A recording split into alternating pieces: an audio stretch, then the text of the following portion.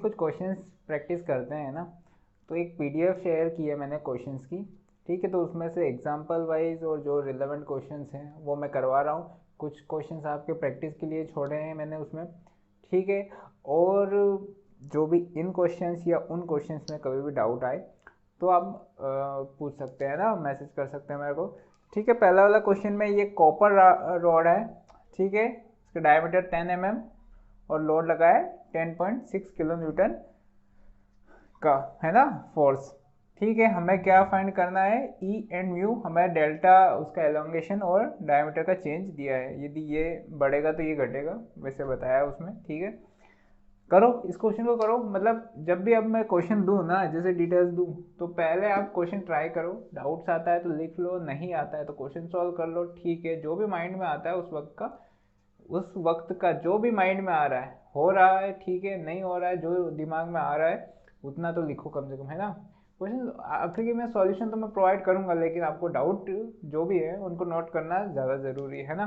Question solve करने से ज़्यादा डाउट्स सॉल्व करना ज़रूरी है ना, ठीक है। तो हमें पता है म्यू, ट्राई कर लो, है ना। फिर उसके बाद रोक के पॉज कर लो अभी, ठीक है। तो अभी म्यू का बताता हूँ। म्यू के लिए हमारा क्या था, delta D by D, okay, minus में, और delta L by L. Delta D हमें ऑलरेडी पता है, डी हमें पता है, जब वैल्यूज पुट करेंगे ये चेंज है, माइनस का चेंज है यहाँ पे ऑलरेडी, है ना। तो ये चेंज उन्होंने बोला है कि कम हुआ है, ठीक है। तो ये हमारा हो जाएगा 0.0043 डिवाइडेड बाई 10, डायमीटर 10 का है, दिख रहा है, ठीक है। डेल्टा एल 0.128 एंड ये हमारा 100, ठीक है। म्यू क्या आ जाएगा हमारा, बताओ क्या है, अरे बोलो क्या आया है, हाँ क्या आया है म्यू हमारा, 0.0035, ठीक है ना। यंग्स मॉड्यूलस के लिए हम क्या करना है, हमें पता है कि ई,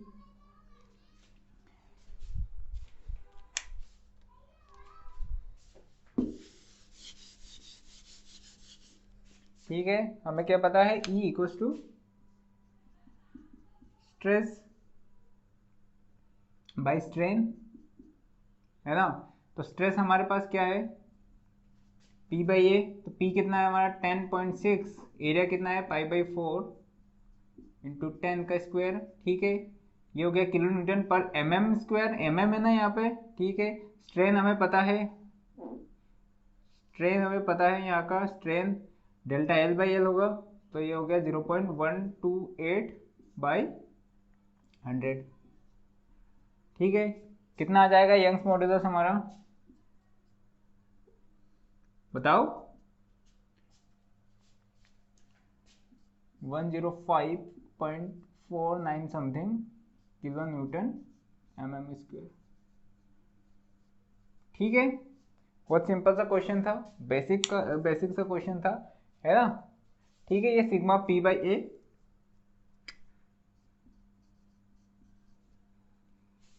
ठीक, हटा दूं,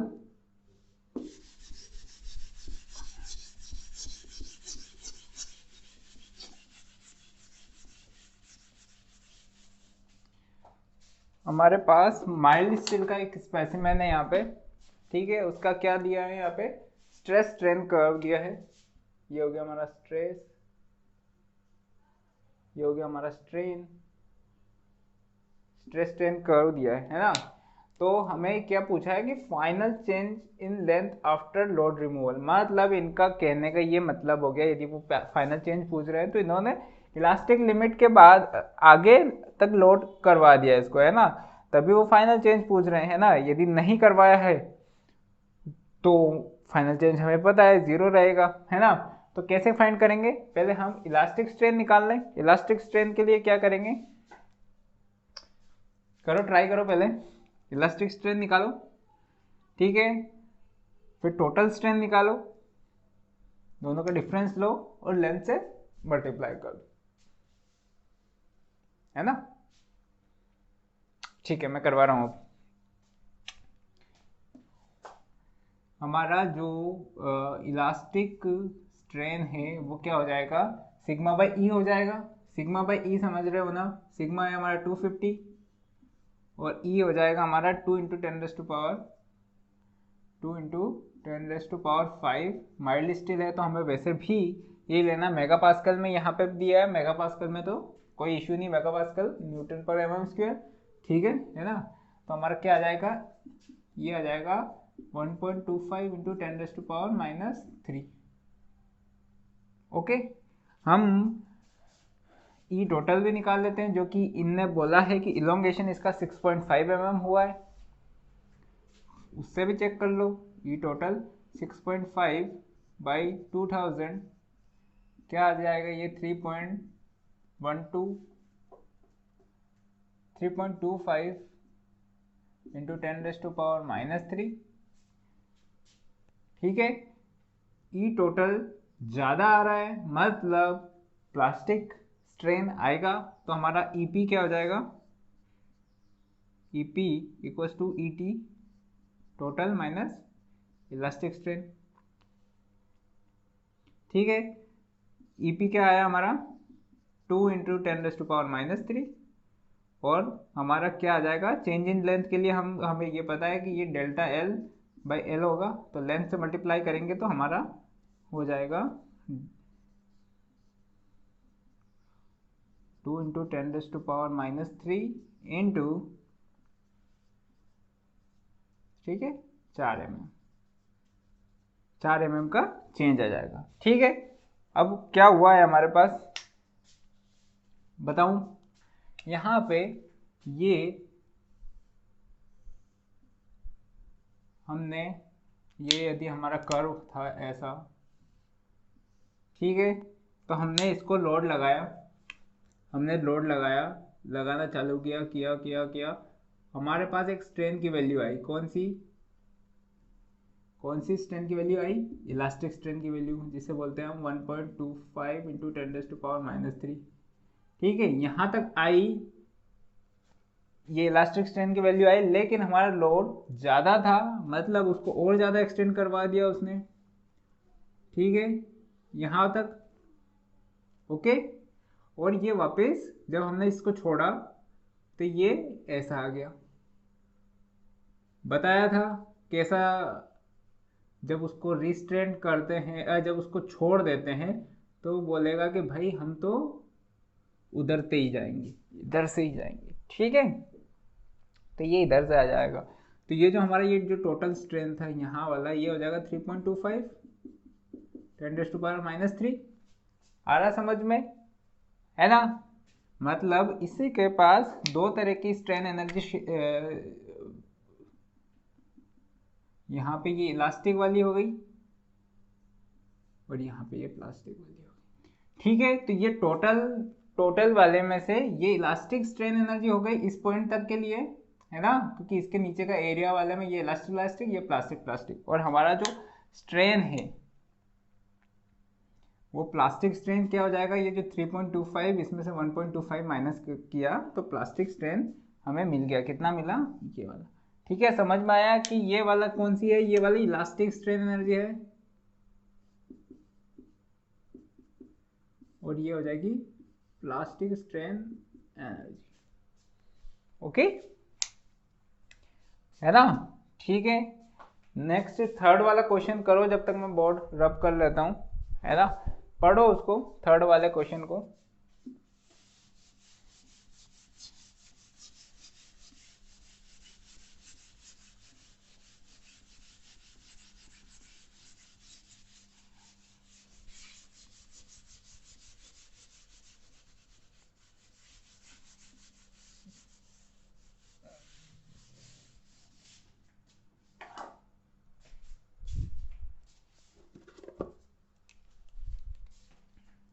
उसमें मोमेंट z एक्सिस के अबाउट लगा है, या हम कहें कि xy प्लेन में लगा है, एक ही बात है ना। तो z एक्सिस हमारा कैसा था, यहाँ पे था परपेंडिकुलर, है ना, तो इसके अबाउट ऐसे मोमेंट लगा है, दिख रहा है यहाँ पे मोमेंट, इसके अबाउट लगा है। ठीक है, हमने जब मोमेंट का देखा था तो उसमें हमने इसको फोर्स में रिजॉल्व किया था कि यहाँ पे P था, है ना, और यहाँ पे इस डायरेक्शन में P था, तभी जाके ये मोमेंट ऐसा लगा रहा था।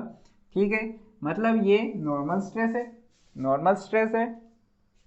ठीक है, नॉर्मल स्ट्रेस प्रोड्यूस करेगा। नॉर्मल स्ट्रेस का वेरिएशन हमने चेक किया था, कैसा था बताओ, बोलो। हाँ सही बताया, लीनियर था। ठीक है, किसी को भी प्लस माइनस मान लो, कोई दिक्कत नहीं है, यहाँ पे लीनियर था। ठीक है, अब मान लो यदि हम एक पॉइंट की बात करें, किसी भी पॉइंट पे, सपोज करो एक ये पॉइंट कहीं पे भी है, मान लो ये पॉइंट, तो इस पॉइंट का यदि हम एक डायग्राम बनाए, उस पॉइंट को बड़ा सा एक डायग्राम बनाए 3D में। ठीक है, तो इस पे एक स्ट्रेस लगेगा, नॉर्मल स्ट्रेस, कंप्रेसिव दिखा है, दिखा। ये पॉइंट कहीं पे भी, यहाँ मान लो इस वाला पॉइंट है, यहाँ पे जो ये फाइबर को कंप्रेस कर रहा है, तो हमने उसको उठा के यहाँ पे बड़ा कर दिया। देखना है ना स्ट्रेन किसका हो रहा है, इस पॉइंट का। ठीक है, तो ये हो गया। ये यदि एक्स डायरेक्शन में हमारा कितना स्ट्रेन प्रोड्यूस करेगा, ये हमने पढ़ा था जनरलाइज हुक्स लॉ में, और -0 0 0, कोई दिक्कत नहीं, पढ़ा था हमने। अभी यहाँ पे उस टाइम पे वहाँ पे टेंशन को पॉजिटिव लिया था, तो इसको माइनस ले लो, कंप्रेसिव है हमारा तो माइनस हो गया। ठीक है, अब हमने ई वाई क्या पढ़ा था, ई वाई आया था माइनस ऑफ माइनस सिग्मा, अच्छा बता देता हूँ, सिग्मा वाई बाई ई था, तो सिग्मा वाई 0 है, सिग्मा जेड भी 0 है, था है कि नहीं, और सिग्मा एक्स है, तो ये हो गया 0, ये हो गया 0, और minus of mu into minus sigma by E. ठीक है, तो हमारा क्या आ जाएगा, ये mu sigma by E. Z direction में म्यू सिग्मा बाई ई आ जाएगा, वहां पे भी समझ में आया क्यों पॉजिटिव क्यों आया, क्योंकि कंप्रेसिव था तो माइनस माइनस प्लस हो गया। ठीक है, तो यदि हम इनको क्यू बोल दें, इन दोनों को इक्वल है, और इसको पी बोल दें, तो हमारी मैट्रिक्स क्या बन जाएगी, नॉर्मल स्ट्रेस कंपोनेंट हमारे पी क्यू क्यू है। सिंस ये नॉर्मल स्ट्रेस है, यहाँ पे शेयर स्ट्रेन आया नहीं आया, तो बाकी कंपोनेंट्स क्या हो गए हमारे 0। आया समझ में कैसे मैट्रिक्स बनाना है, कैसे मैट्रिक्स क्या क्या बोल देता है, समझ में आया है ना, इस वे में। ठीक है, नेक्स्ट क्वेश्चन देखते हैं, फिफ्थ वाला, फोर्थ वाला आप लोगों को करना है। ठीक है, ओके, है ना। तो फिफ्थ वाले में स्ट्रेन मैट्रिक्स दे रखी है, स्ट्रेन मैट्रिक्स दे रखी है, तो हमें पता है स्ट्रेन मैट्रिक्स में क्या क्या है, हमें टाउ एक्स वाई पूछा है। यदि इसको स्ट्रेस मैट्रिक्स से यदि हम मैच करें, तो टाउ एक्स वाई हमारा कहाँ आता था, यहाँ पे, और फाई एक्स वाई हमारा स्ट्रेन मैट्रिक्स में यहाँ पे आता था। ठीक है, तो हमें पहले टाउ एक्स वाई के लिए फाई एक्स वाई चाहिए, है ना, चाहिए कि नहीं चाहिए। अच्छा तुम लोग करोगे, हाँ तो कर लो ना यार, मैंने कहा मना किया, कर लो पहले, है ना, सब बोल दिया करो पहले कि सर रुक जाओ हमको कर लेने दो, है ना, जैसे ही आप बोलोगे मैं रुक जाऊंगा, रुक गया। डाउट्स आए, डाउट्स लिखो, डाउट सॉल्व हो जाए तो वो जो डाउट आया था उसका सॉल्यूशन लिखो वहाँ पे कि ये डाउट आया था मुझे। ठीक है, यही कर रहे हो कि नहीं कर रहे हो, बाद में क्या होगा, मैं क्यों लिखवा रहा हूँ पता है, बाद में क्या होगा, तुम जब 4-5 महीने के बाद गए तो वापस से वही डाउट आएंगे, वापस से उनके लिए उतनी ही मेहनत करोगे, वहां पे फिर क्लियर हो जाएगा, मन खुश हो जाएगा, फिर 2-3 महीने बाद फिर भूल जाओगे, फिर तो बार बार यही करना है क्या यार। एक बार डाउट आ गया उसको लिख दो, वहां पे उसका सॉल्यूशन लिख दो और खत्म करो, जीवन में उस डाउट को रखो ही मत। जितनी भी बार आएगा तो हमें पता है कि भाई इस डाउट का ये आया था, ये अभी 3 महीने बाद याद है कि नहीं।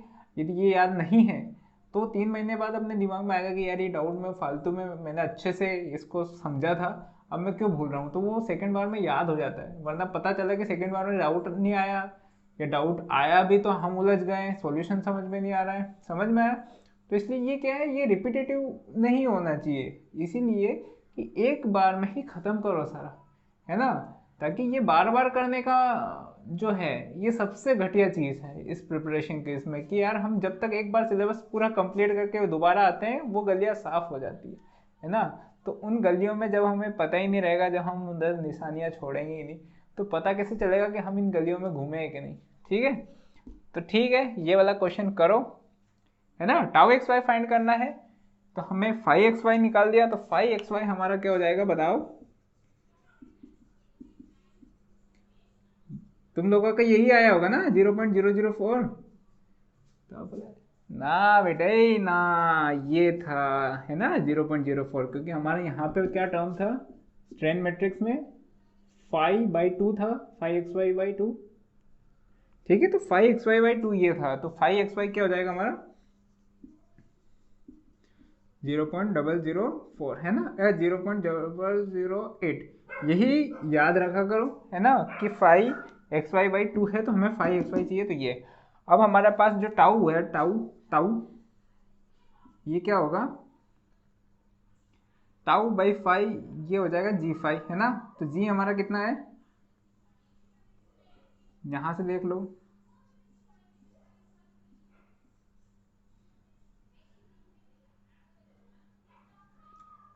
g का n ये हो जाएगा 10⁻³ MPa।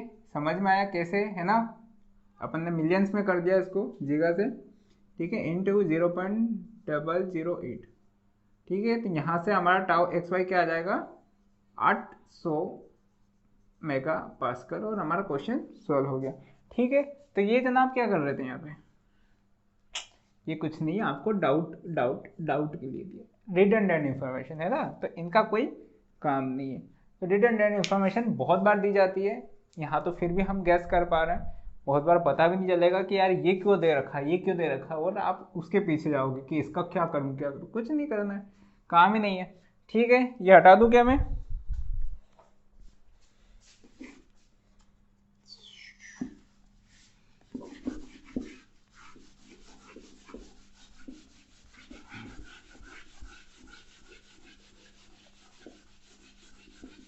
ठीक है, ये वाला करो क्वेश्चन, समझाऊं इसको मैं, इसको समझाऊं मैं। यहाँ पे ये दोनों, ये वाला पोर्शन, ये दोनों रबर्स हैं, ठीक है, ये रबर्स है हमारे, ये 3 स्टील प्लेट है ना, ये बीच वाली स्टील प्लेट पे 5 किलोन्यूटन का फोर्स लगा है ना। तो ये इसमें शेयरिंग प्रोड्यूस करेगा, क्योंकि यहाँ पे फिक्स्ड है ये एंड, और ये एंड मूवेबल है, ये हमारा एंड ऐसा मूवेबल है, ये मूव होके ऐसा आगे पहुंच जाएगा। ठीक है, ये हमारा मूवेबल एंड है। ठीक है, तो हम क्या करेंगे, पहले पहले इस फाई को निकालेंगे, यहाँ का दिख रहा है यहाँ पे फाई, तो इस फाई को निकालेंगे हम, और उससे हमें ये डेल्टा मिल जाएगा, मिल जाता है, मिल जाता है ना, ट्राई करोगे तो मिल जाएगा। अब इससे ज़्यादा मैं क्या बताऊँ, करो, डाउट आएगा तो बताना, लिख लो, है ना, वो डाउट जो भी आता है, तो इसका सॉल्यूशन अभी मिल रहा है, डाउट का सॉल्यूशन भी अभी मिल जाएगा, है ना। ठीक, तो अपन ये क्वेश्चन करते हैं। तो यहाँ पे एक्चुअली में हो क्या रहा है, एक कोई सा भी ले लो, ठीक है। तो यहाँ पे यदि टाउ वन सिंस ये इक्वली सिमेट्रिकल है, तो आधा ये ले लेगा, आधा ये ले लेगा, है ना। तो हमें ज़्यादा लोड लेने की ज़रूरत नहीं है, सिमेट्रिकल है।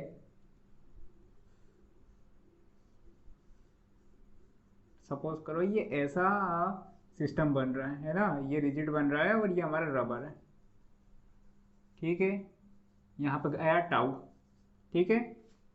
यहाँ पे फोर्स लगा है तो फोर्स से हमें स्ट्रेस पता है, फोर्स बाय एरिया स्ट्रेस होता है, ठीक है ना। तो टाउ निकल जाएगा, टाउ क्या हो जाएगा हमारा, वो भी हाफ वाला है ना, तो P/2 पहले तो P/2 अपॉन एरिया है ना। तो P क्या है हमारा 5 किलो न्यूटन है, ठीक है। किलो न्यूटन का न्यूटन कर दिया बाई 2, P/2 हो गया। एरिया क्या है 9 सेंटीमीटर है क्या, तो उसको 90 mm कर दो।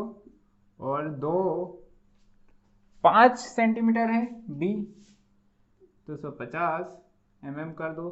तो ये हमारा क्या आ जाएगा टाउ, बताओ कैलकुलेट करो।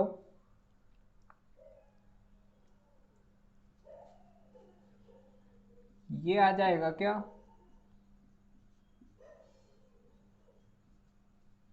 है ना, कैलकुलेटर से कैलकुलेट कर लो। ये आ जाएगा, टाउ आ गया। तो हमें ये पता है कि G5 tau equal to G5 होता है। G मिल जाएगा यहाँ से, नहीं मिलेगा। क्यों नहीं मिलेगा, क्योंकि दिया नहीं रखा है। तो हमने इलास्टिक कांस्टेंट की रिलेशन पढ़ी थी, G 2G 1 प्लस म्यू होता था। तो इसमें पुट करो तो हमारा G क्या हो जाएगा, E अपॉन 2 1 प्लस म्यू। ई हमारा क्या है यहाँ पे, देखो देखो दिखा 3.5 दिखा, है ना। 2 वैसा का वैसा, और ये हो गया 1 प्लस 1 प्लस 0.48। तो यहाँ से जी की वैल्यू आ जाएगी 1.18 एम्पियर। ठीक, समझ में आया यहाँ तक अभी क्या हुआ है। ये शियर स्ट्रेस ऐसा लगा तो इसमें कुछ ना कुछ क्या देगा हमारा, हमें 5 मिलेगा। ये 5 से हम ये डेल्टा निकाल लेंगे, और यही पूछा है कि नहीं यही। तो हम क्या करेंगे अब फाई के लिए,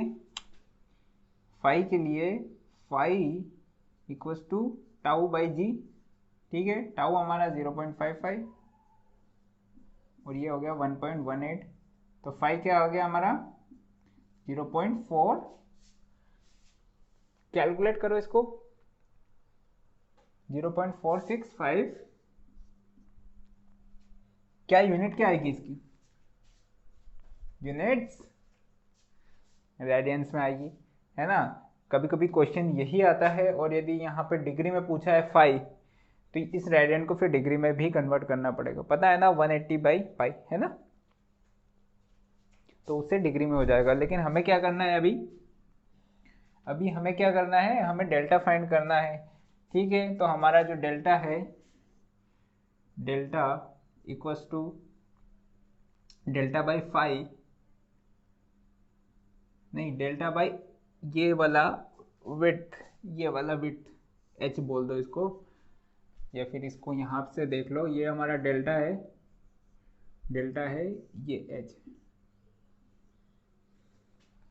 delta by H equals to 5, या फिर delta by H equals to 10 phi.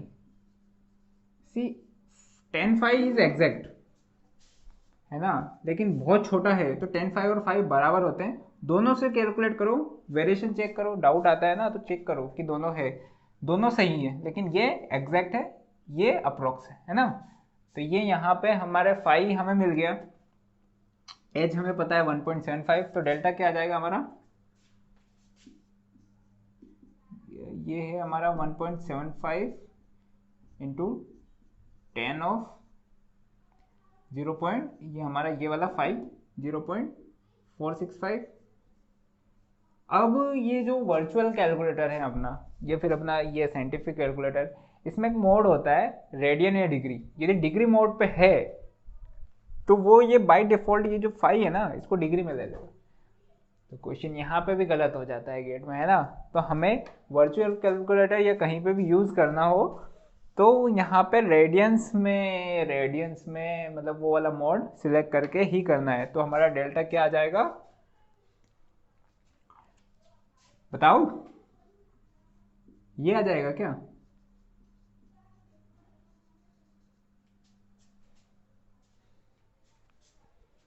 ठीक है, समझ में आ गया सब कुछ इसमें, है ना। कहाँ कहाँ मिस्टेक्स हो सकती है, कहाँ कहाँ डाउट्स आ सकते हैं। पहली मिस्टेक, पहली पहली क्या मिस्टेक, पहली मिस्टेक तो ये होगी कि तुम बाई टू ही नहीं करो। पहली फर्स्ट मिस्टेक ही यहाँ से स्टार्ट होती है कि आप ये जो दोनों रबड़ है इसमें ये जो लोड है इसको बाई टू किया ही नहीं, पहली मिस्टेक। दूसरी मिस्टेक क्या हो सकती है, यहाँ पे डिग्री रेडियंस में, है ना। तीसरी मिस्टेक इन दोनों के बीच में हो सकती है, क्योंकि हम दोनों पढ़ते हैं। हालांकि डिफरेंस नहीं आएगा, चेक कर लेना बिल्कुल, क्योंकि हमारा फाई कितना है, बहुत छोटा है, रेडियंस में है, चेक कर लेना, है ना। और ये हमारा फाइनल आ जाएगा, ठीक है। ओके, डिग्री में पूछा रहेगा तो क्या करेंगे, इसमें 180 डिग्री बाई पाई कर देंगे, तो ये हमारा डिग्री में आ जाएगा 5। फिर इसको डायरेक्ट डिग्री मोड में यहाँ पे लिखो और कर लो, ठीक है। क्वेश्चन नंबर 7 देखते हैं हम। काफ़ी अच्छा क्वेश्चन है, बहुत सारा कंसेप्ट हमारा क्लियर होगा यहाँ से। हमें क्या है, हमें ये इस तरह का अरेंजमेंट दिया है, ठीक है। उसमें हमें फोर्सेस फाइंड करने हैं तीनों मेंबर्स में, ठीक है। और ये ओ पॉइंट जो है हमारा, इसका डिफ्लेक्शन या फिर डिस्प्लेसमेंट कौन सा वाला, वर्टिकल डिस्प्लेसमेंट फाइंड करना है। फोर्स लगा है 7.5 किलो न्यूटन का, और ये यहाँ पे जो है, ये वहाँ पे शायद 2 दे रखी है, 2.75। ओके, तो ये हमारा यहाँ पे जिस तरह से दिख रहा है, ये एक तरह से ट्रस दिख रहा है, जो कि है भी सही, क्योंकि यहाँ पे हिंजेस है और यहाँ पे भी हिंज है, ठीक है। ट्रस की प्रॉपर्टी होती है, डिफरेंट डिफरेंट स्ट्रक्चर जो हमारे होते हैं उनकी अलग अपनी अपनी एक प्रॉपर्टी होती है। जैसे ट्रस की प्रॉपर्टी ये है कि ये सिर्फ एक्सियल फोर्स लेते हैं, है ना, इसमें बेंडिंग मोमेंट नहीं आता, शेयर फोर्स नहीं आता, ठीक है। तो यहाँ पे बेंडिंग मोमेंट तो है नहीं, शेयर फोर्स भी नहीं है, सिर्फ एक्सियल फोर्स आएगा, ठीक है। तो हमारे पास यहाँ पे यदि हम इन मेंबर्स को काटें तो हमारे पास 3 अननोन फोर्सेस हैं, है ना, 1 2 3। यदि ये फाइंड कर लिए तो हमें फिर रिएक्शंस वगैरह हम कंपोनेंट ले लेके फाइंड कर लेंगे, ठीक है। तो हमारे पास अननोन रिएक्शंस कितनी हो गई, डी के लिए अननोन रिएक्शंस हो गई 3। ट्रस में हमारे पास इक्विलिब्रियम कंडीशंस होती है, सिंस बेंडिंग मोमेंट नहीं आएगा ये तो ऑलरेडी पता है, तो वो वाला तो खत्म हो चुका है। हमारे पास 2 इक्वेशन बची है इक्विलिब्रियम की, ठीक है। तो ये 2 इक्विलिब्रियम बची है। अब इसकी डी आ गई 1, मतलब इसमें हमें कंपेटिबिलिटी कंडीशन भी चाहिए। तो हम ढूंढते हैं, कहाँ से ढूंढते हैं, हम जॉइंट्स पर जाते हैं और उनके, क्योंकि जॉइंट्स में एक जॉइंट डिस्प्लेस हुआ तो सारा का सारा जो मेंबर है वो भी उसी डायरेक्शन में है, तो वहाँ पे हमें एक कंपेटिबिलिटी कंडीशन की ज़रूरत पड़ेगी। तो देखेंगे, ढूंढेंगे हम, है ना। उसके पहले एक छोटी सी चीज़ देखते हैं, जो कि मैंने पहले भी बताया, पर यहाँ पे मैं थोड़ा अच्छे से बता दूँ, यहाँ बता देता हूँ, ठीक है। सपोज करो ये मेंबर है, इस पर कुछ लोड लगा है ना, ये डिस्प्लेस होके ऐसा हो गया, दिख रहा है।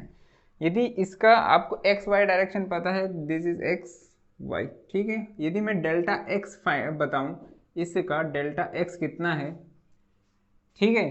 तो डेल्टा एक्स हमेशा जो हमारा इनिशियल मेंबर है उसके परपेंडिकुलर जो लाइन हम खींचेंगे उससे होगा, ठीक है। तो ये हमारा हो गया डेल्टा एक्स।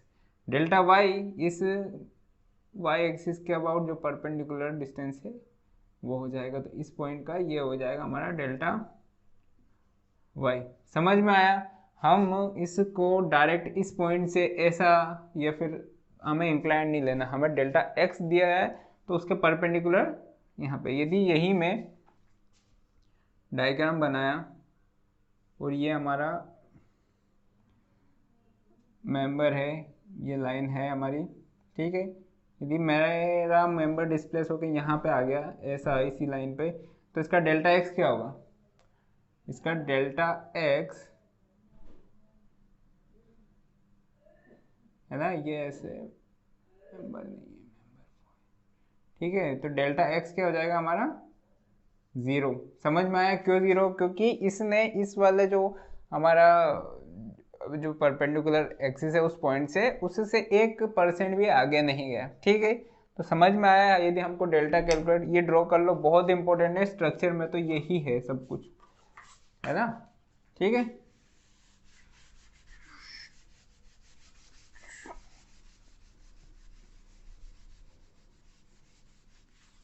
समझ में आया। अब हमारे पास, यदि हम इसको मेंबर को P1 बोलें, ये हमारा P1 है, ये हमारा P2 है, ये हमारा P3 है ना। तो हमारे पास कंडीशन क्या हो जाएगी, P1 प्लस P2 P1। यदि हम इस पे कौन सा इक्विलिब्रियम लगाएं, पहले हम इस पॉइंट पे मैं ड्रॉ करता हूं कि कैसा होगा P1 P2 P3, है ना। तो यदि हम इसको रिजोल्व करें दो कंपोनेंट्स में, ठीक है, तो ये हो जाएगा हमारा P1 साइन थीटा, ये हो जाएगा P3 साइन थीटा, है ना। और दो कोस थीटा के कंपोनेंट यहाँ पे ऐड हो जाएंगे, P1 cos of theta plus P3 cos of theta, और ये हमारा गायब होगा। ठीक है, अब जॉइंट पे हॉरिजॉन्टल इक्विलिब्रियम कर लो। तो जब हम हॉरिजॉन्टल इक्विलिब्रियम करेंगे, हॉरिजॉन्टल इक्विलिब्रियम करेंगे तो हमारे पास P1 इक्वल्स टू P2 आ जाएगा। क्या, P1 sine theta equals to P3 sine theta, है ना। तो P साइन थीटा गया हमारा, तो P1 इक्वल्स टू P2 आ गया। ठीक है, यदि फोर्सेस इन वर्टिकल डायरेक्शन में करें हम, तो हमारे पास क्या आ जाएगा, यहाँ पे एक फोर्स हमारा 7.5 का भी है, दिख रहा है, दिखेगा, बिल्कुल दिखेगा। ठीक है, P2 प्लस हमारा, जैसे कि P1 और P3 सेम है, तो हमने लिख दिया 2P1 cos of theta, theta हमें पता है इक्वल्स टू, ये हमने इसको 0 किया है,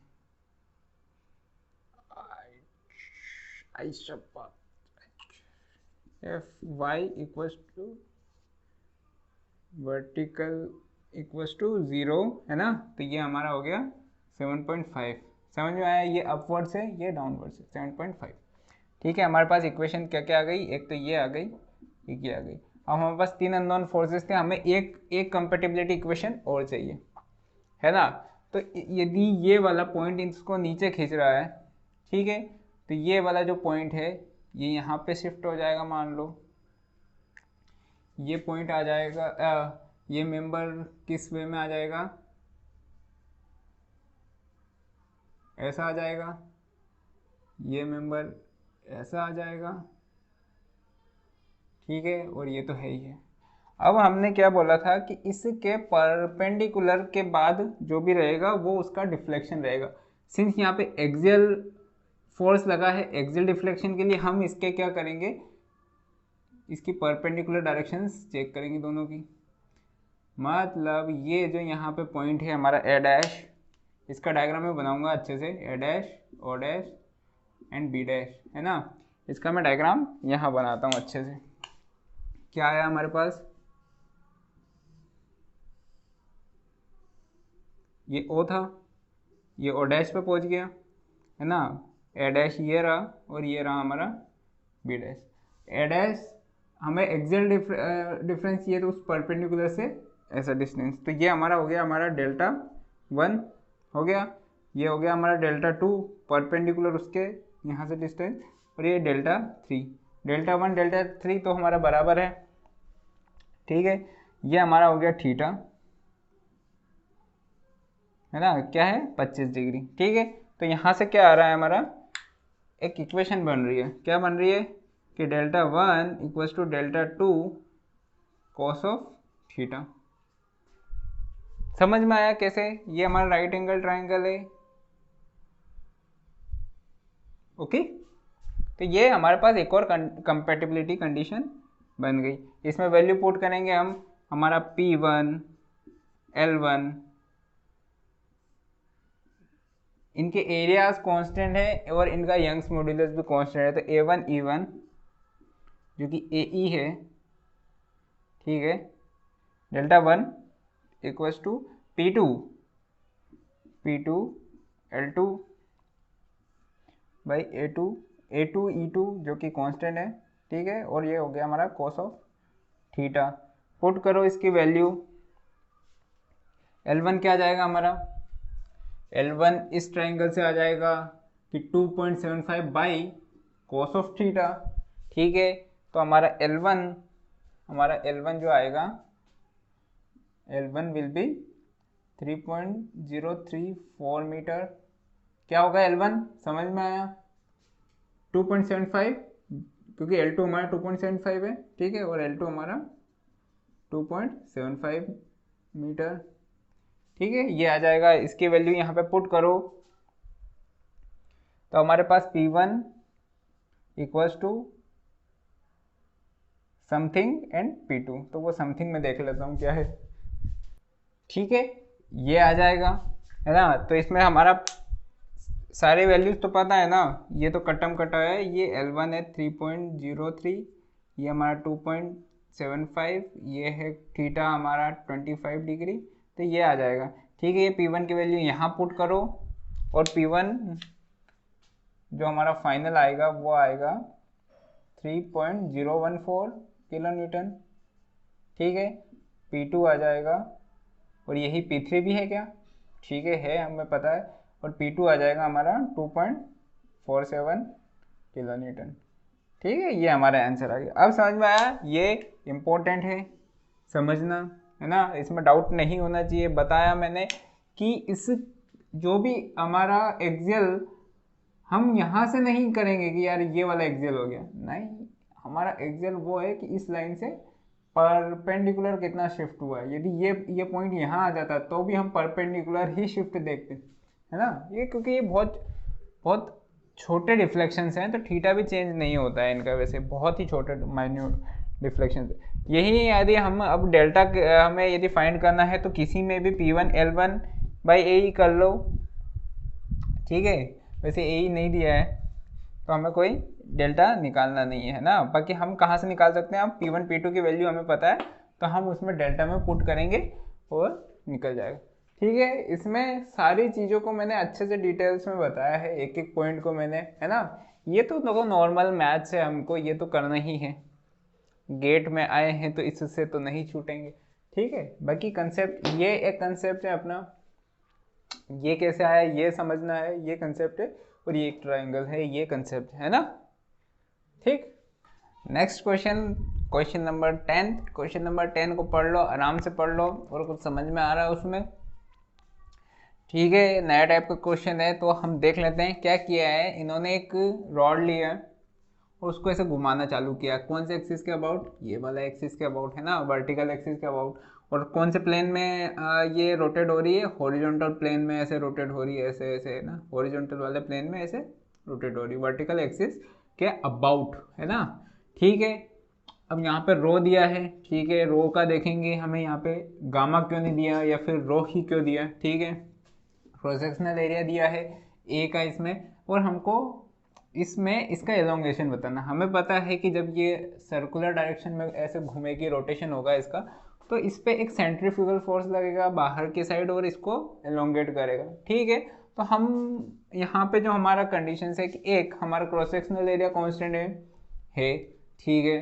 फिर हमारा हुक्स लॉ वैलिड है, ठीक है। फोर्स कॉन्स्टेंट है, मतलब प्रॉब्लम छोटा करना पड़ेगा। तो हमने क्या किया, हमने प्रॉब्लम छोटी कर दी, dx तक कर दी, है ना। ये हमारा x है, ठीक है, ये हमारा l माइनस एक्स हो गया, ओके, है ना। तो अब हमें ये पता है सेंट्रीफ्यूगल फोर्स का फॉर्मूला क्या होता है, mv²/r, ठीक है। और हमारा v क्या होता है, r ओमेगा। जब इसमें हम पुट करते हैं तो f हो जाएगा हमारा m/r⍵², ठीक है। हमें r क्या होता है, रेडियस, मतलब जिस रेडियस के अबाउट वो घूम रहा है, ठीक है, कोई दिक्कत नहीं होगी। हमें मास है, इसलिए वहाँ पे जब हम अभी ड्यू टू सेल्फ वेट की बात करते हैं तो वहाँ पे स्पेसिफिकली लिखा है वेट, है ना, सेल्फ वेट फोर्स वहाँ है ना। तो यहाँ वेट में हमें स्पेसिफिक ग्रेविटी चाहिए और यहाँ पे डेंसिटी चाहिए। तो मास क्या है हमारा, रो वी, वी हमारा ए, और यदि हम इसका वॉल्यूम निकालें तो ए एक्स, है ना। समझ में आया इसका, कि यदि ये वाला जो पोर्शन है ना, यही वाला इस पे फोर्स लगाएगा, ये वाला तो अभी फोर्स लगाएगा नहीं, है ना। तो इसके इधर वाला फोर्स लगाएगा, ठीक है। ये हो गया रो ए एक्स, मतलब ये रो वी, है ना, रो वी हो गया हमारा मास। आर क्या होता है वो समझने की ज़्यादा ज़रूरत है ना। हमारा ये जो मास है ये घूम रहा है, ये फोर्स लगा रहा है, तो इसका जो रेडियस है जो बन रहा है ना, जो इस पे फोर्स लगा, वो इसका सी जी है, जो कि यहाँ पे x/2 पे, ये हमारा x/2, ठीक है। तो ये हमारा हो गया r, समझ में आया r। तो r भी मिल गया, तो हमारा r है, r क्या हो जाएगा हमारा, l माइनस x/2 हो जाएगा क्या, बोलो, हो जाएगा, ठीक है। तो हमारा जो डेल्टा आएगा डिफ्लेक्शन छोटा सा, क्या हो जाएगा, PL/A। P क्या है हमारा, ये वाला, या फिर हम इसे PX बोल दें क्योंकि अब x पे डिपेंडेंट है ये, ठीक है। तो PX हमारा इंटीग्रेशन ऑफ PX मतलब रो ए, पहले लिख दूं मैं यार, नहीं तो तुम बोलोगे कि सर ये अचानक से क्या हो गया, PX dx by A E, ठीक है। हमारा इंटीग्रेशन फिर delta D delta equals to integration of 0 to L, ठीक है। PX हमारा रो ए एक्स, ठीक है, ये हमारा PX हो गया, DX वैसा का वैसा, ओ आर नहीं लिखा हमने यहाँ पे, ओमेगा स्क्वायर भी नहीं लिखा, आर क्या है हमारा, L माइनस x/2, ठीक है, ओमेगा स्क्वायर, ठीक है, DX, ठीक है ना। यहाँ तक आ गया, ए हमारा वापस आ गया, ठीक है, और ई, ए से ए गया, ठीक है, कोई दिक्कत नहीं, हमें कोई तकलीफ नहीं होती उससे, ठीक है, ज़ीरो, ये हमने टोटल लगा। तो डेल्टा हमारा क्या हो जाएगा, इसका इंटीग्रेशन करो, क्या आएगा, हमने रो ले लिया बाहर, ओमेगा स्क्वायर बाहर ले लिया और ई बाहर ले लिया, तो ये ले लिया रो ओमेगा स्क्वायर ई बाहर आ गया, ठीक है। और ये हमारा एक्स एल है, तो ये एल, ये एक्स स्क्वायर बाई 2 हो गया, फिर ठीक है, ये एक्स स्क्वायर बाई 2 ऑलरेडी है, तो ये एक्स क्यूब बाई 2 इंटू 3, 2 तो ऑलरेडी था, एक्स क्यूब बाई 3, ये 3 हो गया, ये 0 to L, है ना। तो ये हमारा हो गया रो omega square by rho omega square L cube by 6e, ठीक है, कोई तकलीफ,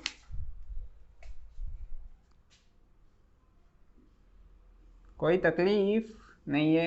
एक ही चीज़ तकलीफ हो सकती है कि ये आर यहाँ से लिया है, तो हमें आर सीजी से ही लेना पड़ेगा, आर ये वाला डिस्टेंस मत लेना। यदि ये पॉइंट लोड है, पॉइंट लोड है तो उसका सीजी भी उसी पॉइंट पे हो जाता है, तो हम जनरली, है ना, तो ये कंसेप्ट हमें ऐसे ही आजमाने पड़ते हैं, क्योंकि जनरली हम पॉइंट लोड का देखते हैं कि यार एक पत्थर बांध दिया धागे से और ऐसे घुमा रहे, तो उसको एक पर्टिकुलर पॉइंट पे सारा का सारा मास कंसंट्रेट मानते हैं, है ना, उस टाइम पे।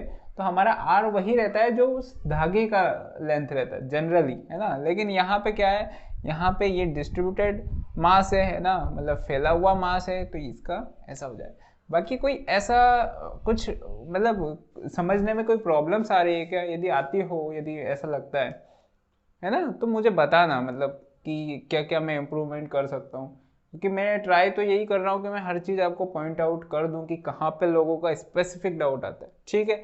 बाकी क्या है, जनरल ये चीज़ें अब जैसे इंटीग्रेशन है तो वो तो करते ही हैं, कोई ज़्यादा बड़ी वो नहीं है। हाँ, स्टेप बहुत बार मैं स्किप करवा देता हूँ। स्टेप्स स्किप करवाने का एक मेरा मकसद जनरली ये होता है कि जब भी आप रिवीजन करो और यदि आपको बीच में स्टेप स्किप दिखता है ना, तो आप क्या करोगे, यदि आपको कुछ भी डाउट आया तो आप एटलीस्ट ट्राई तो करोगे, तो उस टाइम पे आपका थोड़ा सा दिमाग चलेगा। वरना क्या हो जाएगा, मैं सारा का सारा यदि 10 स्टेप्स है पूरी की पूरी लिखवा दूँ, है ना, तो रिविज़न में यार किसी एक चीज़ सोचना कभी भी, अब डेली मान लो कहीं पे भी जाते हो, मतलब आपकी गली मोहल्ले में घूमते हो आप, है ना, और आपके पास जितनी भी मतलब यदि आप गली में से जा रहे हो, मोहल्ले में, मार्केट में जा रहे हो, तो आपको सारी दुकानों के नाम याद आते रहते हैं, है ना।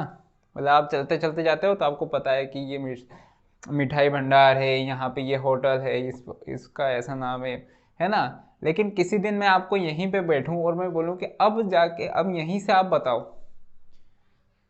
कि एक के बाद एक जो भी वो बोर्ड से उन पे क्या क्या लिखा है, नहीं बता पाओगे। क्यों? क्योंकि यार देख के तो हर कोई, क्योंकि माइंड को क्या होता है, थोड़ा सा एक हिंट चाहिए रहता है, इनिशिएशन चाहिए रहता है। जैसे इनिशिएशन आता है तो पूरा नाम याद आ जाता है, लेकिन जब इनिशिएशन नहीं आता है ना तो दिमाग चकरा जाता है। तो इसलिए मैं भी यहाँ पे सारे स्टेप्स लिखवा दिया है ना, तो जब आप रिवीजन करोगे अरे हाँ हाँ आता आता आता आता निकल जाओगे। लेकिन यदि कंफ्यूज हुआ ही नहीं माइंड तो फिर नहीं चलेगा, माइंड है ना चलेगा ही नहीं, है ना। तो स्टेप्स वगैरह मैं डायरेक्ट ही करवाता हूँ। यदि कुछ भी डाउट आता है ना कभी भी वापस से, तो उस चीज़ को वहीं पे प्रूव करो, है ना। जो भी डाउट आता है डाउट भी लिखो, और क्यों डाउट आया, क्या आया डाउट, वो लिखो वहाँ पे। एक मैंने तो ये ट्राई किया है, मतलब 2 या 3 रिवीजन भले से वो साल भर 1.5 साल बाद हो, यदि वो सेल्फ यदि हमने खुद से ही वो डाउट सॉल्व किया है तो वो जीवन भर याद हो जाता है, क्योंकि आपने उसके लिए 1 साल दिया होगा, 1.5 साल दिया होगा, है ना। तो ऐसा होता है, तो आ जाता है। और अपने आप को है ना इतना कम भी मत आका करो कि आप डाउट क्लियर नहीं कर सकते। जब आप ये मन में बना देते हो कि यार हम तो डिपेंडेंट ही है गूगल पे या कैलकुलेटर पे या किसी भी चीज़ पे या दूसरों पे, तो वो माइंड भी डिपेंडेंट ही बन जाता है ना। अरे आप बहुत कुछ कर सकते हो, कोई मतलब बहुत कुछ कर सकते हो। डाउट्स है ना ये खुद से सॉल्व कर सकते हो, हर तरह के, कितने भी लेवल के, है ना। हो जाता है धीरे धीरे प्रैक्टिस में अपने आते हो ना, तो वो तो बस खुद का वो रहता है कि यार मुझसे डाउट क्लियर नहीं होता, मुझे समझ में नहीं आता यार, उसके लिए थोड़ी सी मेहनत करोगे ना आ जाए। ठीक। क्वेश्चन नंबर 9 देख लेते हैं अपन। उसके पहले जो क्वेश्चन नंबर 10 करवाया था अभी, उसमें आखिरी में बाई 6 लिखा है, वो बाई 3 है ना, वो कैलकुलेट करो वही आएगा, बाई 3 आएगा, है ना। आखिरी के स्टेप में सिर्फ 6 लिख दिया मैंने जल्दी में कैलकुलेट करके, 1/3 है ना। रो W² L³/3E है ना। ठीक है, तो ये वाले में चेक करते हैं कि हमारे पास कितनी रिएक्शंस हैं। तो यहाँ पर रिएक्शन आएगी RI, ठीक है, यहाँ पर रिएक्शन आएगी RB, ओके। हमारे पास DI चेक करते हैं, इसका DI क्या है, दो दो दो अननोन फोर्सेस हैं।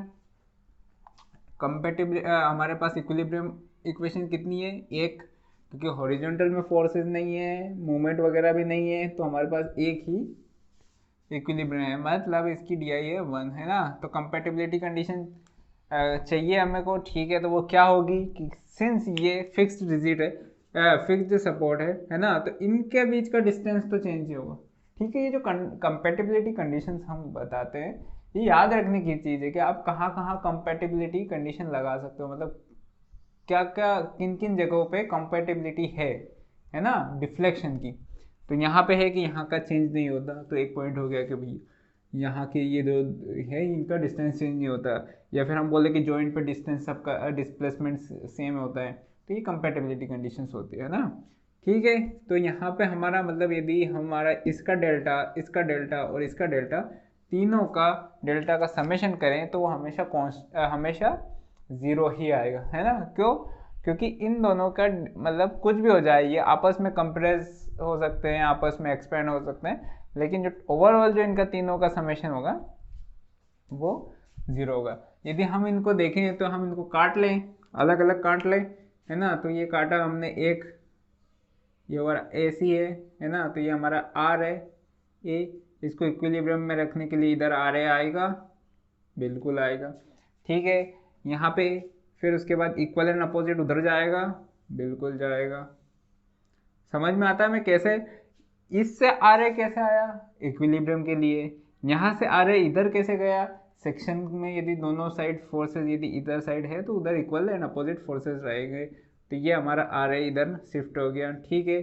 हमारा एक W ऑलरेडी लगा है इधर, वैसे ही उधर भी जब हम RB करेंगे तो ये हमारा RB है ना। तो ये हमारा RB, नहीं नहीं ये हमारा RB है, ये हमारा आर बी आया, इसका इक्वल एंड अपोजिट इधर आर बी है, और ये हमारा डब्ल्यू हो गया। ठीक है, ओके। थर्ड वाला पार्ट को देखो, यहाँ से क्या पता चल रहा है कि R A plus W equal to R B plus W. क्यों बताओ क्यों? क्योंकि इसको इक्विलिब्रियम में रहना है, वरना ये भग जाएगा। ठीक है, दोनों फोर्सेस इक्वल होने चाहिए, तो ये कटें तो R A plus R B आ गया। ये आना भी चाहिए था क्योंकि सिमेट्रिकल सेक्शन है, आर ए और आर बी सेम आना भी चाहिए था। यदि सिमेट्रिकल है तो ज़्यादा दिमाग लगाने की ज़रूरत नहीं पड़ती है। कैसे? क्योंकि हमने हर बार देखा कि यदि सिमेट्रिकल है तो आर ए आर बी आएगा ही सेम। वो कितना आएगा हमें बाद में पता चलेगा।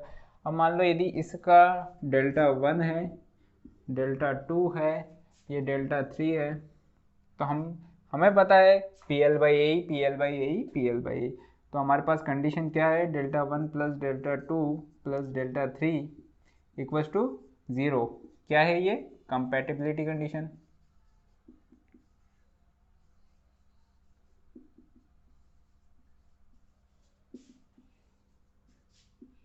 ठीक है, कंपैटिबिलिटी है। यहाँ पे लिखूँ क्या मैं? R A L A by A, वैसे एल ए एल मतलब तीनों की लेंथ सेम है। ठीक है, तीनों का एरिया सेम है और तीनों का यंग्स मॉड्यूलस भी सेम है, तो फिर मैं फालतू में मेहनत नहीं करूँगा। आर एक यहाँ पे आर ए प्लस डब्ल्यू के साथ बना सकते हो या आर बी के साथ, तो हम ए में टोटल बना देते हैं, है ना। ये हमारे फिर बन जाएगा R A plus W into L by A. ठीक है, फिर हमारा आर बी भी आर ए है, बराबर है दोनों, है ना। तो ये हो जाएगा एल बाई ए, 0 आ गया, है ना। तो ये तीनों कटा, एल एल भी गया, तो ये हमारे पास इक्वेशन बनेगी R A plus R A plus W plus R A equals to 0। तो हमारा आर ए कितना आ जाएगा? आर ए आ जाएगा हमारा माइनस डब्ल्यू बाई 3। ठीक है, आर बी कितना आ जाएगा?